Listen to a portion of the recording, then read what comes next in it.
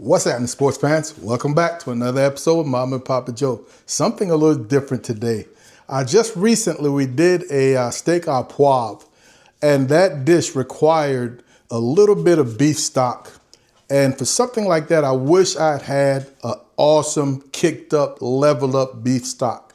So that's what we're gonna make for future uses. We want something nice and flavorful, rich, dark, full of collagen, and we're gonna do that today. It's a long process, but a simple process. Let's check it out. Here, folks, we're looking at about 11 pounds of beef bones and some brisket trimmings, pretty lean brisket trimmings. What we have here are neck bones. Lots of nutritious stuff in these marrow bones. Here we've got some knuckle bones with that collagen that we're looking for. This is going to be an awesome stock. Some lean brisket trimmings, leftovers. What we're gonna do first is to really get a deep, dark roast on these bones before they go into our stock pot. What I've got here is some tomato paste. Get this on here and spread it around a little. Tomato paste is gonna help us brown and also provide some awesome flavors in that stock.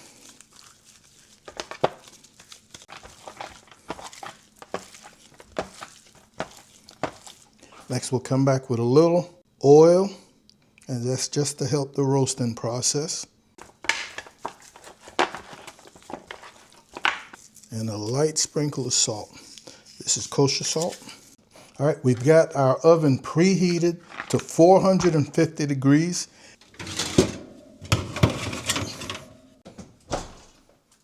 All right, folks, we are at an hour roasting, and our bones are getting ready to come out the oven. But before I do that, I want to prep the veggies that we're going to be adding. I've got 2 stalk celery, got 2 fairly large onions, some large carrots. Let's pull this meat out of the oven. I flipped these at about an hour. When I flipped these, I also poured off any liquid that was in there. I didn't want it to evaporate on me. Folks, I'm gonna be deglazing this pan. I'm gonna add some water, heat it back up, and then try to scrape all this good stuff and add it to this. The rule of thumb is the ratio of stock bones to water should be about 1 quart per pound. I'm gonna go a little less water to get a more concentrated stock. I'm gonna start with 4 quarts. So this is 1 gallon, my 2nd gallon. And I want just about 1 inch to 2 inches of water covering the bones. 2 gallons and 1 quart. I do not want this to come to a boil. I just want this to simmer. I'm not gonna add any veggies or herbs until I have skimmed off that initial scuzz. All right, same treatment. A little oil, tomato paste, some salt. And this will not take as long as the meat did. 450 into the oven. All right, folks, we've been about 1 hour and 15 minutes at a nice, gentle simmer. And I said earlier, we don't want this to come to a hard boil, a rolling boil, because all this junk. Mama doesn't like my new word scuzz, and I don't like to use the word scum. So I'm gonna call it junk. You don't want a rolling boil to break up this junk, because then it kind of emulsifies into your stock, and your stock becomes cloudy. And this little sieve strainer works great. And I'm just looking to clean this up. I'm getting some of that oil. Nothing wrong with getting the oil now, because you will definitely get it later. Now that we're cleaned up, we're gonna come in with those roasted veggies without making a mess. 3 tablespoons of vinegar. I'm using apple cider. 3 tablespoons of comino. A nice chunk of parsley, stems and all. A couple of bay leaves, 3. This is an entire head of garlic. A nice little handful of peppercorns. And a 1.5 cups of some red wine. And the next time you see this will be at least 12 hours from now. You can cook this anywhere from about 6 to 24 hours. I'm only going to do about 12, maybe 13, based on what time I get out of bed in the morning. A gentle simmer. I'm going to leave this lid just slightly cracked. Here we are, folks, almost 15 hours later, man. We slept in and did not worry about this thing simmering just nice and slow. If you notice, we've reduced almost 2 inches and 3/4. Mama just got burnt by this hot pot. The stove is off and we're letting this cool. So we're going to be removing all of this large stuff into this big Tupperware container. That way we don't lose a whole lot of this awesome stock. And ladies and gentlemen, if I did this correctly, this stock should gellify after it's been cooled down.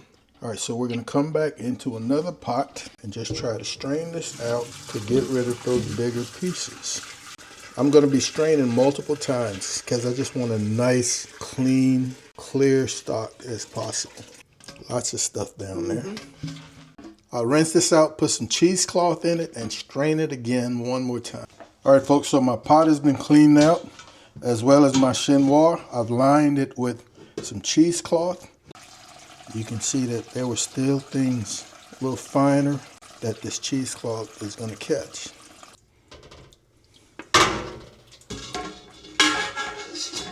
And you can see that bottom. I don't know how well you're able to see it, but it looks pretty clean. What we're going to do now is allow this to come to room temperature before we put it in the refrigerator overnight. All right, folks, here we are completely chill. It's been an overnight.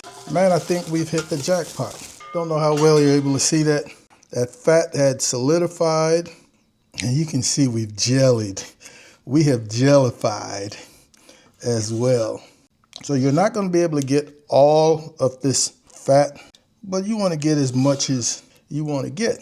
We're now going to separate this into individual serving containers. I ordered an assorted size package from Amazon.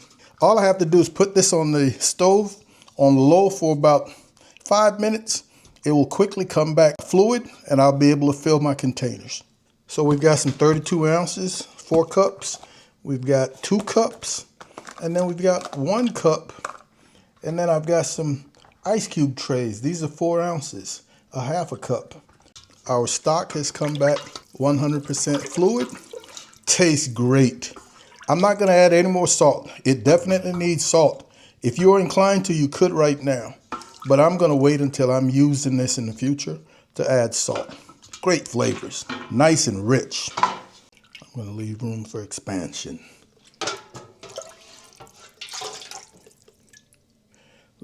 Listen to me talk like I know what I'm doing.